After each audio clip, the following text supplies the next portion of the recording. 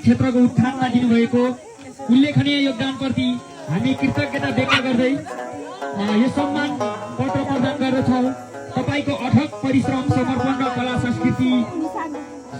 संस्कृतिप्रतिको प्रेमले हाम्रो समाजमा सकारात्मक ऊर्जा र प्रेरणा जगाएको छ।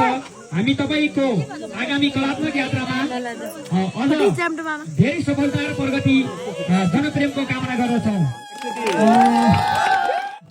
हाम्रो सानो मायाका सिनो सम्हालेर राख्नु होला। दाजुभाइ दिदीबहिनीहरूसँग, आमा बुवाहरूसँग, परिवारसँग, तपाईँहरू सबैसँग चाहिँ यसरी भेट हुने अवसर पाउँदा अत्यन्तै खुसी लागेको छ। धेरै धेरै आभारी छु। हार्दिक धन्यवाद दिँदै 10 बजे बाद